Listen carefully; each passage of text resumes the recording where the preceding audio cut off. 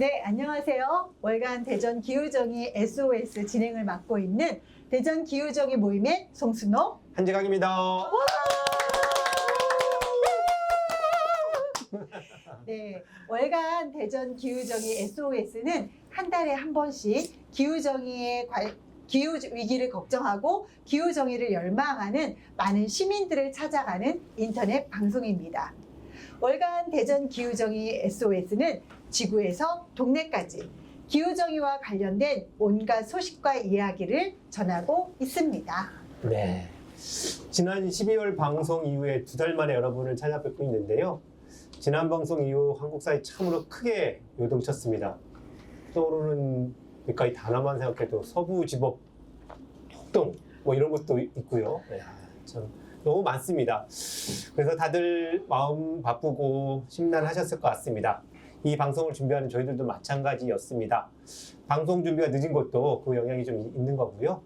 앞으로 이 방송을 격월로 진행하기로 한 점도 있습니다. 아쉬운 일이지만 앞으로도 계속 관심 갖고 시청해 주시길 부탁드리겠습니다. 이제 곧바로 방송을 시작하겠습니다. 네, 우선 이 방송의 하이라이트 토크쇼 기후정의가 뭐래? 코너부터 시작해 보겠습니다. 이번 달에는 윤석열 탄핵, 조기 대선, 기후정의 운동이라는 주제로 이야기를 나눠보려고 합니다. 우선 이야기 손님으로는 대전에서 환경운동, 시민운동, 진보정당 운동에 헌신하고 계신 분들을 모셨습니다. 박은영 대전 충남 녹색연합 사무처장, 김윤기 정의당 대전시당 민생특별위원장을 모셨습니다. 어서 오십시오. 네, 우선 본인 소개부터 간단하게 좀 해주시면 좋을 것 같습니다. 네, 박은영 소장님 네, 부탁드립니다. 환경운동에 헌신하고 있는. 헌신하라는 뜻인 건가요? 예. 어떤가요? 헌신 더 해야 되나? 대전충남 녹색연합. 네, 박은영입니다. 반갑습니다. 네, 김은기님. 아니 근데 원래 이런 분위기로 방송을 하시는 거였어요. 네, 우리 네. 톤이 높아요. 주제는 너무 무거운데. 제가 원래 이런 데 나오면 거리의 정치인 이렇게 소개했었는데요. 갑자기 이제 새로 되신 우리 대표님께서 거리의 변호사, 거리의 대표 막 이렇게 네. 얘기를 하셔가지고. 권영국 대표님 말씀하시는 거죠? 예. 그래서 어쨌든 27년차 진보정당 운동하고 있고요. 거리에서 투쟁과 선거 누구보다 오랜 시간 보냈던 김윤기입니다. 반갑습니다. 네.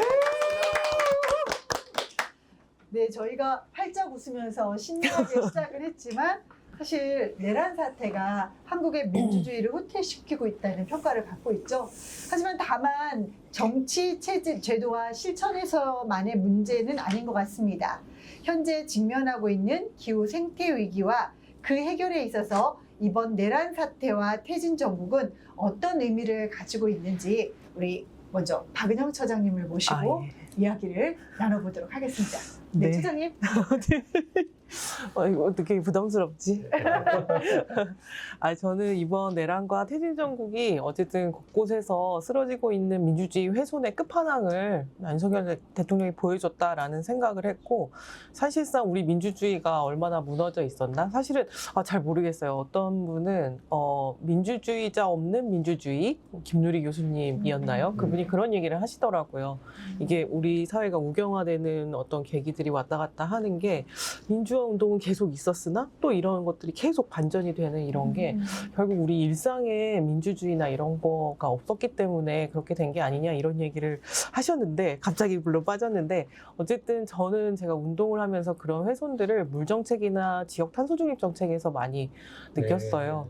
제가 금강 이제 보호 관련한 민간 거버넌스에 들어가 있었고, 그 안에서 이제 보를 개방하고 닫는 거를 항상 이제 협의하고 상의하면서 해왔었는데, 윤석열 정부 들어서자마자 이제 그 거버넌스부터 깨는 것부터가 시작이 되더라고요. 네. 환경부의 태도가 돌변해서 시민사회나 반대 목소리를 내는 사람들을 모두 배제시키는 것, 그리고 자기 편으로 어떤 거버넌스를 묶어내고는 삭제를 시켜버리더라고요. 회의 자체를 하지 않는 거예요.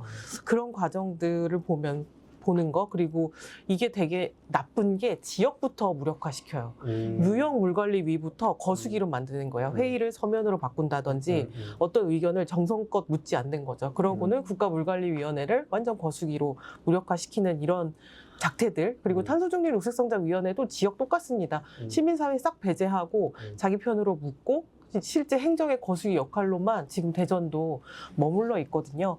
그래서 이런 것들 그리고 그 안에서 일하는 공무원들 마찬가지로 이런 폐해랑 되게 다 있어요. 우리 시장 바뀌어서 정권 바뀌어서 어쩔 수 없어요라고 해서 자기들이 계속 추진해왔던 어떤 정책이나 이런 일관성을 그냥 무시해버리는 거를 아무렇지도 않게 생각하는 그런 것들이 지금 이 내란의 폐해랑 너무 다 있다. 그래서 지금은 이 최악을 경험한 국민들이 민주주의의 소중함, 헌법의 소중함까지 지금 경험을 하고 있고 정치나 행정이 과연 어떤 역할을 해야 되는지 그리고 그게 얼마나 내 삶과 연결되어 있는지를 잘 학습하고 있다고 보고 제가 얘기하는 강의 문제나 생명의 권리 이런 문제도 이런 민주주의 문제와 만나서 좀 국민들에게 더 다가갈 수 있지 않을까 하는 생각을 하고 있습니다. 네. 말씀 들어보니까 사실은 계엄 나고 나서 얼마 후에 노동 운동하시는 분들이 그렇게 성명을 냈던 게 기억이 납니다. 계엄이 12월 3일 났다고 하지만 노동연장은 그 전부터 계엄이었다 이런 얘기한 것처럼 말씀을 들으니까 물 지역의 여러 정책들은 사실은 계엄 내란은 그 전부터 있었던 일인 거 아니냐. 맞아요. 그게 이번에 전면적으로 터져나온 거 아니냐 이런 느낌도 드네요, 그죠? 네, 사실 그 제대로 된 행정이 돌아가고 있었다면 그 한 사람 바뀌었다고 정책이 뒤로 물러날 수 없는 거잖아요. 맞아요. 곳곳에 모든 것들이 다 무너져 있다는 걸 증명하고 다들 핑계대기에 바쁜 것을 보여주고 있는 지금 사태인 것 같습니다. 네, 윤기님 이제 말씀 부탁드립니다. 지금 잘 학습하고 있다고 이렇게 말씀하셨는데 전 진짜 과연 그런가? 요즘 많이 드는데 오늘 이제 한국갤럽이 발표한 여론조사 결과를 좀 보니까 뭐 다른 것도 다른 건데 이 주요 대선 주자들에 대한 비호감도 조사가 있더라고요. 그래서 이렇게 보니까 그런 것도 조사해요? 네, 아니 그러니까 이제 뭐 비호감도라고 하진 않고 지지 의향이 없다. 이건 절대 지지하지 않는다. 이걸 묶어가지고 재밌네요. 기사를 비호감도라고 썼더라고요. 그러니까 이재명 민주당 대표가 주요 대선 후보 중에 가장 낮아요. 53%더라고요. 비호감도가. 네. 근데 뭐 이렇게 쭉 해가지고 비호감도 53%는 게 제일 낮다는 게 이상하잖아요. 그러니까 절반 이상이네. 제가 그 얘기를 하려고 하는 거죠. 그렇군요. 이준석 뭐 하여튼 의원이 78%예요. 그러니까 이 한 5명 정도 지금 막 거론되는 국민의힘 4명, 이재명, 이준석 이렇게 해가지고 한 6명인데 요 사이인 거예요. 그러니까 이 비호감도가. 그러니까 이제 다음 대통령이 될 사람은 대략 국민들의 절반 이상이 절대 찍지 않겠다거나 지지할 의향이 없는 사람이 대통령이 되는 현실이 된 거죠. 그리고 또 하나는 지난 주말 집회에 그러니까 이제 서울 기준으로 치면 탄핵을 찬성하는 대우가 한 5,000명 정도 모였다고 하고 그 옆에 정광훈 뭐 이렇게 주도하는 집회는 3만 명이 넘게 모였대요. 이게 경찰 추산이에요. 그러니까 자기가 발표한 건 뭐 양쪽 다 믿을 수가 없으니까 일단 그러면 또 대구에는 5만 명이 모였잖아요. 그러니까 맞아요, 사실 대구에 그러면은 뭐 물론 이제 탄핵 찬성 집회도 이제 지역별로 다 있긴 있었지만 그렇게 비교해 보면 이 내란 이후에 2달 한 열흘 동안에 뭐 여러 가지 저항과 투쟁이 있었는데 그러니까 이게 비호감도가 그렇게 높은 사람들이 다 주요 대선 후보가 돼 있었고 그 2달 후에 그다음에 어쨌든 이 집회는 완전 뒤집어진 거죠. 서울 기준으로만 보더라도 완전 뒤집어져가지고 이제 극우 세력을 중심으로 해서 결집하고 있는 보수 세력은 어쨌든 점점 강해지고 규모도 커지고 있는데 반해서 사실 그러면서 이제 이쪽은 스피커도 늘었어요. 그러니까 국민의힘은 국민의힘대로 거리의 스피커는 거리의 스피커대로 생기면서 2가지 스피커가 있는데 사실 탄핵을 찬성하는 쪽은 다 민주당을 중심으로 이야기되고 있거든요.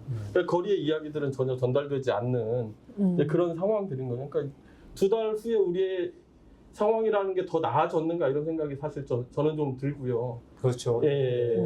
먼저 이것으로부터 좀 평가가 필요할 텐데 사실은 윤석열이 대통령이 되는 과정 자체가 매우 비정상적인 어떤 이제 이 정치 구도, 그렇죠.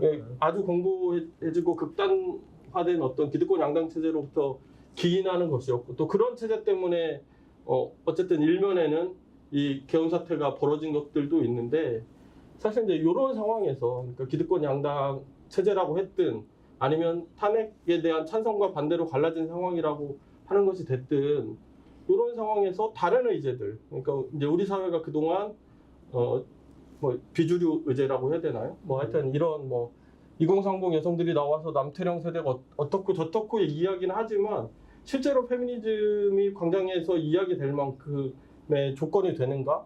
지금 이야기하는 기후위기도 또 그런데 낄 수 있는 것인가? 그렇게 보면 지난 2달이 한국 사회가 뭔가 민주주의에 대해서 각성하고 더 나은 사회로 가는 길을 열고 있는가? 네. 이것에 대해서는 좀 많이 회의적인 비관적이신 것 같은데. 들더라고요. 예. 저도 사실 좀 그런 감이 좀 있었습니다. 그러니까 처음 12월 3일에는 야 우리한테 이런 일이라고 생각했던 당황함이었지만 또 그 이후에 한 달 정도는 야 우리 정말 그래도 실력이 있구나 뒤집어 엎었구나 뭐 막았구나 했었는데 그 다음 또 한 달은 또 구구 정치가 형성되면서 정말 비관적인 느낌이 드는 그래서 광장 그리고 그 한 달 동안 확대했던 광장의 힘이 제도의 이 변화를 일으켜 세울 것인가라는 처음의 기대와 다른 지금 그 우울함이 좀 생기고 있는 그 비감 정도 공유를 저도 하고 있습니다. 네. 아 그렇군요. 그러면 좀 두 번째 얘기 좀 넘어가 볼까요? 네, 넘어가겠죠. 근데 또 이게 참 갑갑한 게 탄핵이 곧 될 거로 믿지 않습니까? 해야 합니다. 이게 안 되면 정말 상상할 수 없는 일일 텐데 어쨌든 탄핵이 될 겁니다. 그런데 되면 2달 안에 대선이에요. 또 우리나라의 어떻게 보면 정치사회적 운명을 또 상당히 이렇게 바꿀 결정이 있는데 정말 이것도 고민스러운 일이죠. 네. 근데 거기에 또 우리 여러 기후정의 운동부터 사회운동도 여러 가지 또 의미를 갖고 있을 텐데 어떻게 생각하시는지 이번에는 우리 윤기님부터 좀 다시 해볼까요? 좋다니까 저도 좋네요. 저는 어쨌든 그러면서 이제 극우 세력이 뭐 제도화된다고 할까 하여튼 이렇게 주류 사회로 나오고 있는 이 과정이 있고 여기에 국민의힘이 결합했잖아요. 네네. 이러면서 전체적으로 국민의힘이 오른쪽으로 이동했고 사실 이제 민주당도 특별히 뭐 새로운 일은 아닌데 22대 국회에서 사실은 이게 뭐 이제 위성정당 같은 형태로 기존에 이제 민주당의 왼쪽에 있었다라거나 아니면 뭐 이제 다른 측면에서 개혁적이라고 평가받는 정당들의 대부분을 위성정당으로 이렇게 뭐 포섭했다고 해야 될까요? 이러면서 민주당은 이제 구도를 정리한 거죠. 대선과 국회 안에서의 구도를 정리하면서 말은 이제 그럴싸한데 뭐 이제 중도 확장 전략이라는 이름으로 계속 우경화하고 있었고 이 계엄 사태 이후에 더 우경화되고 있는 지속하고 있는 뭐 예를 들면 부자감세 이런 것도 심지어 대통령 탄핵되기 전에 국민의힘하고 손잡고 이제 가결시키고 막 이랬었잖아요. 그렇죠. 이러면서 금융투자 소득세인가 그거를 유예시킨 거 기억납니다. 금투세는 폐지하고 가상자산에 대한 이제 과세는 유예하고 그렇죠. 이렇게 되는 과정들이 있었고 그러면서 이제 어느 때보다 사실은 이 한국 정치의 왼쪽 공간은 넓어진 거죠. 넓어졌는데 넓어졌다는 공간이 게 넓어졌다. 비어져 있다는 거죠. 비어졌다는 거죠. 그러니까 다 오른쪽으로 가면서 왼쪽이 텅 비어버린 거죠. 넓어졌을 때 이 공간에서 활동하고 뭔가 이렇게 활약해야 될 정치 세력은 사실상 사라져버린, 사라졌다고 하긴 그렇지만 있으니까 사라졌다고 하기는 그런데 어쨌든 어느 때보다 힘이 없는 상황이 되어버린 거죠. 그래서 사실은 이제 이런 상황에서 맞이하는 대선이기 때문에 이 왼쪽 공간에서 뭔가 활동할 세력을 형성하는 계기로 좀 이 대선을 만들어야 되지 않나 이런 생각이 있고 좀 이제 다행스러운 것은 어쨌든 이게 퇴진운동의 왼쪽 블록 뭐 이런 세력들이 모여서 처음부터 이제 활동을 계속해오고 대선 논의도 시작을 했기 때문에 좀 일정하게 희망을 가져볼 수 있겠다 이런 생각이 하나 있고요. 또 한 측면에서는 전체적으로 보면 이 대선이 어쨌든 지금의 양상으로 보면 계속 비호감 얘기를 할 수밖에 없는데 역대급 비호감 대선이 될 수밖에 없고 그럴 거 아니에요. 민주당은 국민의힘한테도 내란 세력이라고 할 거고 민주당한테는 대통령 되면 바로 또 범죄자 대통령 만들 거냐 이런 식의 구도가 형성될 가능성이 높고 그렇게 되면 사실 뭐 이제 이게 대안에 대한 논의가 이루어질 턱이 없는 이제 그런 상황이잖아요. 근데 우리가 이 사태가 처음이 아니고 사실은 박근혜 퇴진 때도 이런 사태가 있었고 그때도 보면 사실 문재인 정부가 처음에 들어서자마자 적폐청산한다고 막 이야기했었잖아요. 근데 사실 죄를 지은 세력에게 사람에게 뭔가 죄를 묻는 건 당연한 일이거든요. 검찰, 경찰, 법원이 하면 되는 일인데 이게 무슨 국정의 가장 최우선 과제처럼 되어버리면서 그렇죠. 실제로 개혁 의제나 정책적인 어떤 활동 자체는 다 사라져버리고 그러다 보니까 이제 그런 과정에서 문재인 정부가 최우선으로 삼았던 검찰 개혁조차 되지 않는 이런 상황이 벌어졌다라고 하면 이재명이 이 대통령이 될 가능성이 제일 높은 상태에서 민주당이 집권하더라도 거의 비슷한 사태가 그러니까 내란 세력에 대한 처단과 수사를 또 가장 앞세우면서 사실 정책적으로는 다 우경화하는 과정들이 예상이 되는데 그래서 어쨌든 이 대선 국면에서 그것이 얼마나 실효성이 있든 간에 우리가 이제 필요로 하는 의제들 새로운 대한민국이 되기 위해서 필요로 하는 의제들을 얼마나 부각시키고 이걸 민주당이 받아들이게 하는 것이 아니라 우리 사회가 그것에 공감하게 할 수 있는 계기를 만들어낼 수 있느냐는 전적으로 앞서 말씀드렸던 그런 세력들이 네네. 실제로 이 대선에서 얼마나 영향력을 가질 수 있느냐, 얼마나 커질 수 있느냐, 뭐 이제 이런 문제가 아닌가 싶습니다. 네. 저 질문이 있는데요. 왜 우리는 민주당과 국힘에서만 대선 후보가 그 비호감이든 어쨌든 거기에서만 나온다는 왜 전제를 이미 진보정당에서조차도 하고 가는지 저는 의문이 들어요. 진보정당과 사회연대체가 함께 모여서 새로운 인물을 발굴해내고 그러니까 의미 있는 숫자를 여튼 우리가 못 된다 하더라도 왜 그런 노력들을 저는 지금 순간 안 한다라는 생각이 드는데요. 저는 네. 왜 이렇게 여기부터 딱 상정을 하고 들어가는지 좀 이해가 저는 네. 조금 뭔가 억울할 것 같은데 답변을 하셔야죠. 그러니까 저는 그 앞서 이제 설명을 드렸다고 생각을 했고요. 이제 이게 이제 정의당 입장에서 보면 정의당이 원외 정당이 되고 뭔가 당을 새롭게 세우거나 진보정당 운동 전체를 새롭게 좀 만들어야 된다 이런 생각을 갖고 있었고 그 뒤로 그래서 이 뭐랄까요 이제 정의당 기준으로 보면 이 왼쪽에 있는 세력들과 함께 당을 해야겠다 이런 생각들을 했었고 그래서 뭐 노동당이나 녹색당과도 부자 감세 문제 이런 것에 대해서 공동대응을 쭉 해왔었고 이 연장선상에서 사회운동 노동운동과 함께 지금은 어쨌든 대선에 대한 논의를 시작했습니다. 후보도 되고 후보 어떻게 선출하고 어떤 의제로 선거를 치를지는 이제 이런 이야기들을 시작했는데 아까 그래서 이제 시작했다는 말씀만 드린 거고 그러니까 이 후보들이 어떻게 활약하느냐 아니면 이 당과 세력들이 어떻게 대선 공간에서 뭐 이제 선거운동이 됐든 다른 방식의 운동이 됐든 이런 것들을 어떻게 펼치느냐에 따라서 당장 이번 대선에서 당선되겠다 얘기하기는 어렵기 때문에 당선되는 후보에게 영향력을 미칠 수 있다는 의미에서 제가 이제 드린 말씀은 이제 그런 의미였다. 이렇게. 네. 예. 질문이었습니다. 네, 이제 민주주의가 파탄나고 지금 정치가 파탄난 상태에서 새롭게 변화의 씨앗을 어떻게 이 국면에 잘 심고 키워나느냐 이게 과제일 것 같은데요. 우리 은영님은 어떠실까요? 네, 저는 이제 환경운동을 하고 있으니까 요즘 어딜 가나 워크숍을 가면 가장 많은 주제가 대선 어떻게 할 것인가 더불어 지선까지 어떻게 할 것이 지역에서 오면 지선까지 막 얘기하자 막 이런 자리를 많이 최근에 간 것 같은데 근데 갈 때마다 답답하기는 하죠.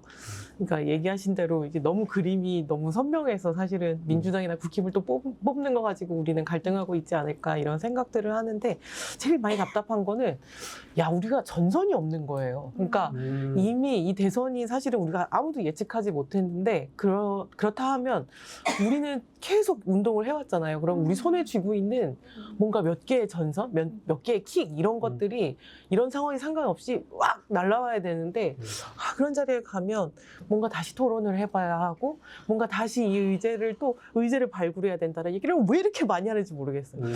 그게 너무 답답. 우리 왜 이렇게 또 준비가 안 돼 있지라는 사실 그런 생각을 실무자로서 또 하게 되는 답답함들이 있기는 한데 어쨌든 그런 논의에 가서 얘기하면서 선명한 전선이 얼마나 중요한가라는 생각을 좀 많이 하고 우리의 확실한 킥을 우리가 자꾸 만들려고 하지 말고 지금 우리가 해왔던 운동이나 또 여러 연결점 사이에서 전선을 빨리 구축하는 게 사실은 전략이 될 수밖에 없겠다. 저희가 천막을 보루로 해서 어쩌면 물정책 정상화는 저희가 갖고 있는 킥이잖아요. 그러니까 물정책에 있어서는 당황할 게 없었어요. 우리는 계속 얘기하고 있었거든, 거기서. 근데 이게 기후운동이나 이런 쪽에 가서 이야기를 들으면 왜 없지라는, 왜 우리는 아직도 토론해야 할 과제가 너무 많지? 재생에너지 관련해서도 여전히 막 공공재생에너지 관련해서 우리는 계속 토론해야 한다는 얘기를 너무 많이 듣고 있고, 지금 딱 전선을 짜고 사실 치고 들어가야 되는 때잖아요.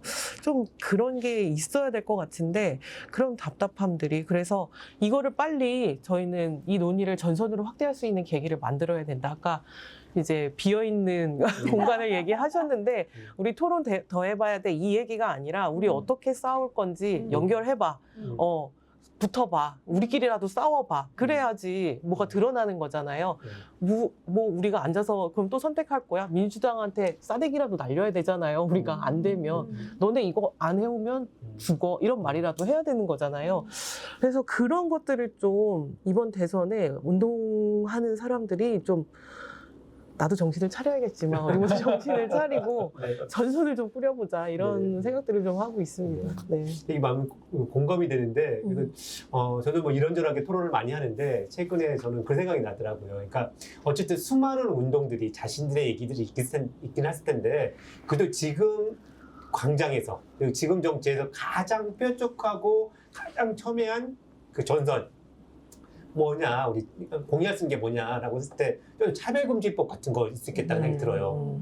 이게 그러니까 차별금지법은 하나의 그 뭐 어떤 뭐 그 차별 운동하는 운동들의 하나의 의지라기보다는 우리 사회가 진전하지 못 나가는, 심지어 민주당이 항상 나중에를 맞아요. 외치면서 끊임없이 이게 밀어내는 그 영역이잖아요. 그걸 위해서 수많은 사람들이 싸워왔던 영역인데, 그래서 저는 개인적으로 기후적인 운동도 차별금지법으로 올해는 이번 대선 같은 거 다 모여서 한번 싸워서 돌파를 하고 그 힘이 다른 운동으로도 넘쳐흐르게 하면 어떨까, 이런 생각을 좀 해보긴 했어요. 그러니까 우리가 개인적으로 어설프게 생각입니다. 민주당 편인 것처럼 어설픈 이 위치를 차지하면 절대 안 될 것 맞습니다. 같아요. 우리 네. 태도를 정말 어퍼컷을 민주당에게 날려야 돼. 네. 걔는 어차피 국힘이랑 싸울 거니까. 네. 물론 저희도 우경화되는 어떤 세력들이랑 또 네. 계속 광장에서 민주주의를 찾고 의제를 찾아야 하지만, 그것도 중요하다고. 네.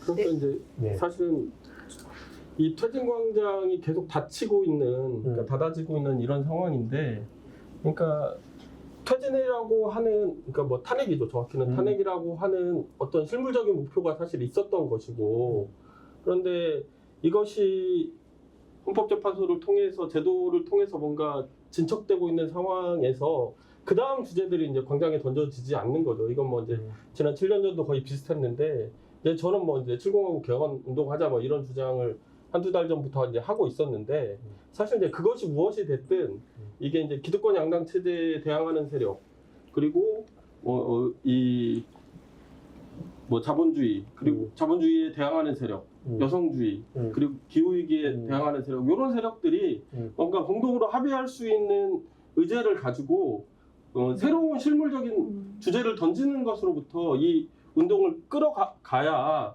대선이고 대선 이후고 간에 그렇죠? 예, 뭔가 비전을, 전망을 좀 찾을 수 있는 게 아닌가. 그래서 이게 미룰 문제가 아닌 것 같아요. 네, 맞습니다. 네.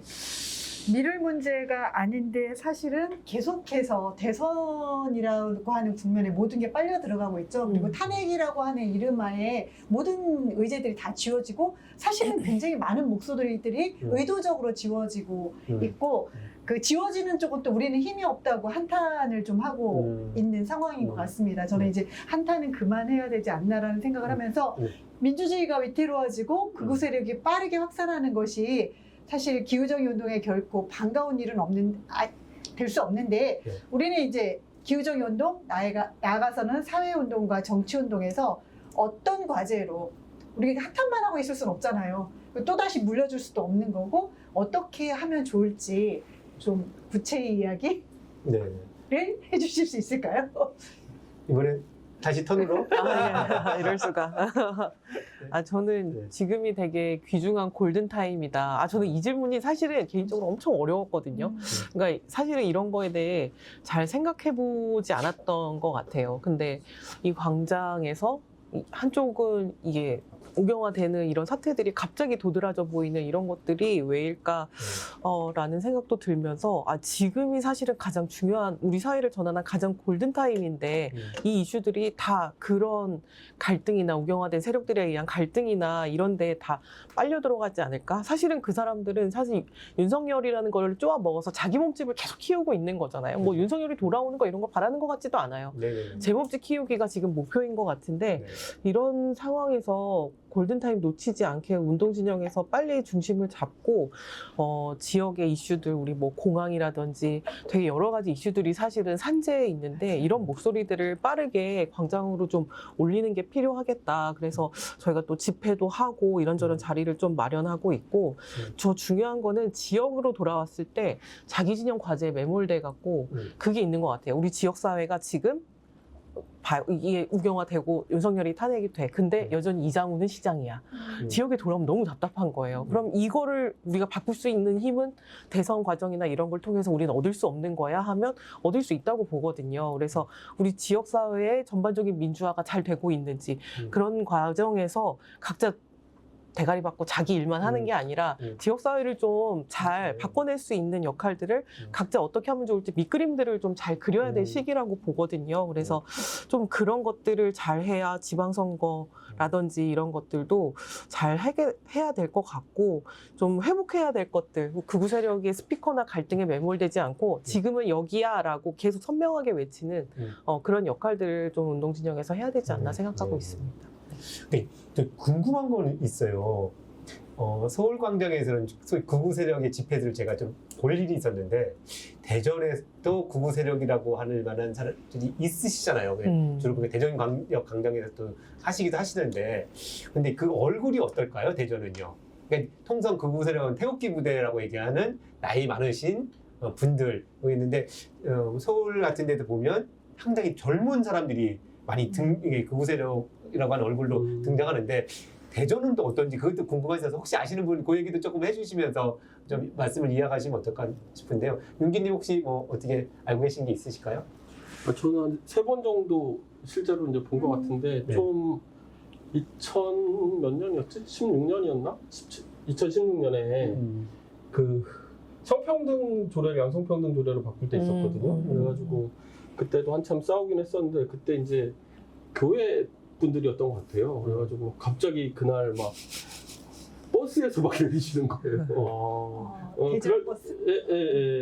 이제 그런 걸 한번 학생인권 조례 때도 뭐 그때는 맞아, 뭐 이제 맞아. 대전뿐만이 아니라 전국에서 다 몰려왔었다 그랬었고 작년에 이제 퀴퍼 때도 그랬었던 것 같은데 아주 그러니까 이제 뭐 세대로 보면 아까 말씀하셨던 세대로 보면은 저는 뭐 이제 특별하다고 생각하지는 않았거든요 대전이.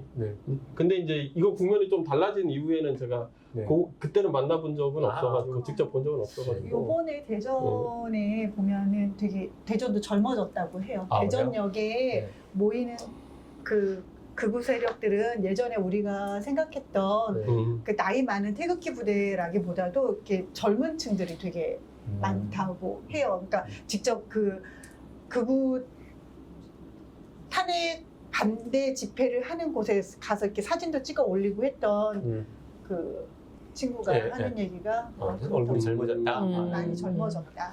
그러니까 이게 자유마을이라고 혹시 아세요? 그러게요. 그 얘기 좀 아시면 조금. 정광훈. 그러니까 사실 좀 창피한 얘기인데 지난 총선에서 녹색정의당이 자유통일당한테 0.2%가 0.4%를 줬습니다.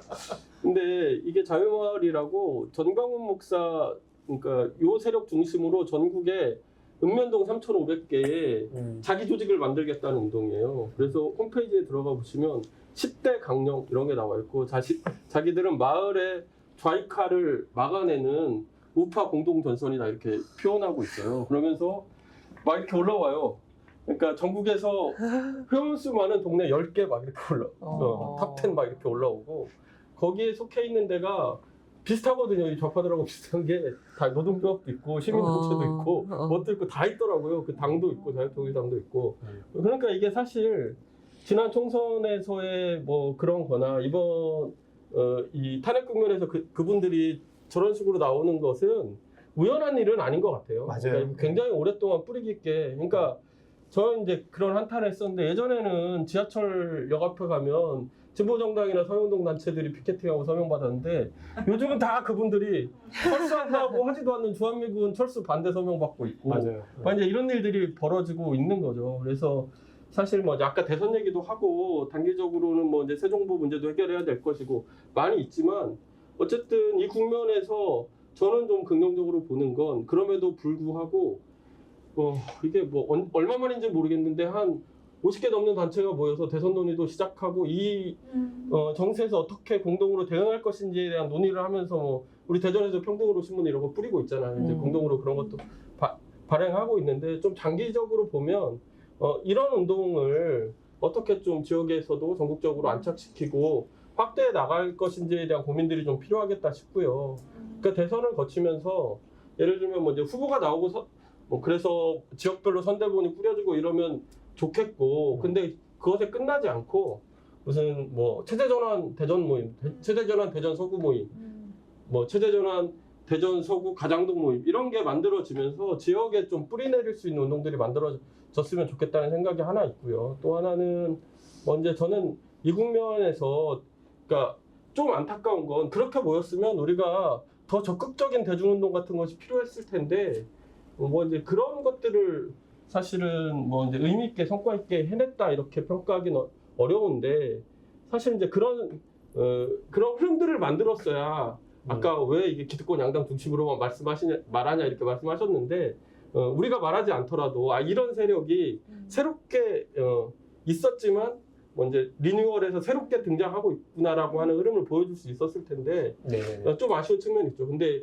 그럼에도 불구하고 아까 저는 지역에 자기 의제에 고립당하지 말아야 된다라고도 하지만 또 거꾸로는 그런 의제들을 중심으로 연결시켜 나가는 게 필요하다고 생각을 하고요. 예를 들면 이제 대전만 해도 새 정부 문제가 있고 버스 문제도 뭐 이제 임금 체불 문제가 또 생겼거든요. 그래서 2월 중하순부터면 그 싸움이 또 시작될 텐데 그리고 뭐 이제 생활 쓰레기 수거하는 노동자들 문제도 있고 이런 것들도 사실 기후 문제나 반자본주의 문제 같은 것으로 연결해낼 수 있거든요. 그러니까 사실은 그런 것들을 확대해 나가는 과정에서의 전선을 만들어내는 것, 뭐 그리고 이 운동이 당장의 문제를 해결하는 것을 넘어서 장기적으로 공통의 정치적이고 운동적인 비전을 만들어내는 과정들을 이 대선을 통해서 좀 이 탄핵 국면을 통해서 거쳐갔으면 좋겠다는 생각이 있습니다. 그래서 또 질문을 드리자면 죄송합니다.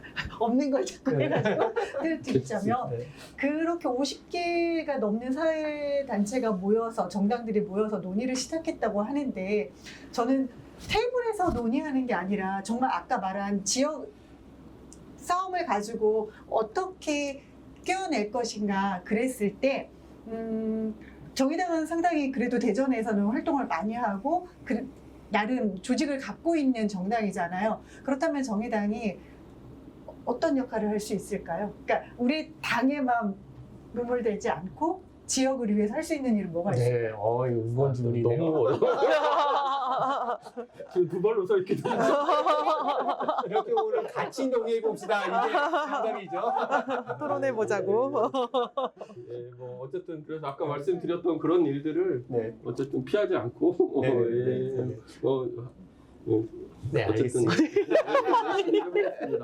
너무 그래서 요거는 조금 해야 될 것 같은데요. 그래서 어쨌든 근데 저는 한번 붙이면 대전에서의 소위 극우의 움직임이 어떻게 드러날까 이걸 우리가 좀 또 관찰도 해봐야겠다. 아직은 막 이렇게 끌어오르는 것 같지는 않지만은 그것도 관찰하고 우리가 좀 대응할 거 필요하지 않겠나 이런 생각을 좀 해보게 되고요. 자 이제 마무리를 하면서 우리 이 윤석열 퇴진부터 이 대선 그리고 구구 음식까지 다 일반했는데 간단히 마무리 말씀 한 번씩 해주시고 정리하면 어떨까요? 네, 우리 역으로 할까요? 어쨌든 뭐 이제 자기 몫을 하는 게 중요하다 이런 생각을 마지막 질문을 듣고 하게 됐고요. 어쨌든 뭐 정의당이 그동안 이 대표 진보 정당으로서 활동해왔던 책임감과 무게를 가지고 지역에서도 다시 좀 이렇게 일어설 수 있도록 노력하겠습니다. 네, 잘 지냈겠습니다.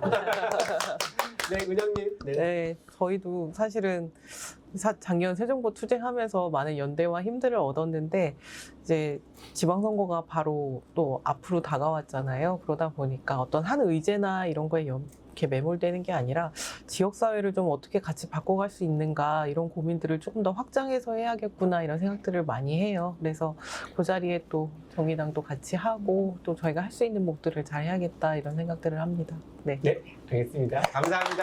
고맙습니다. 아마도 다음 달에 윤석열에 대한 헌법재판소 탄핵 결정이 이루어질 것이라고 생각됩니다. 꼭 그래야 하겠지요.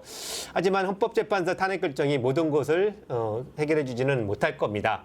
탄핵 이후 우리가 사회와 삶을 어떻게 바꿔야 할지 고민을 계속 이어가야 할 거라고 생각합니다. 대전 기후주의 모임에서도 여러분과 함께 같이 고민하고 같이 싸우도록 하겠습니다. 네, 이 방송을 만드는 대전 기후정의 모임이 궁금하시다면 아래 이메일로 연락 주십시오. 매달 하는 정기 모임에도 참여하실 수 있습니다.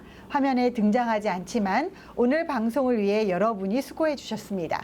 방송 대본 작업과 방송 연출을 함께 해주시는 우리 건유님, 방송 장비 준비와 편집을 맡아주시는 탄소 잡는 채식생활 네트워크의 오민우님, 그리고 녹화 장소와 각종 장비를 빌려주시고 도와주시는 대전 아트시네마에게도 감사 인사를 드립니다. 또 오늘은 특별히 뒤에 벽에 걸개 그림 있죠? 건유님이 만들어 주셨습니다. 예. 모두 감사합니다. 네, 이어지는 다른 코너 김나희의 기후정의 아무거나 그리고 송송이의 버드 서점도 시청해 주십시오. 재밌고 유용합니다.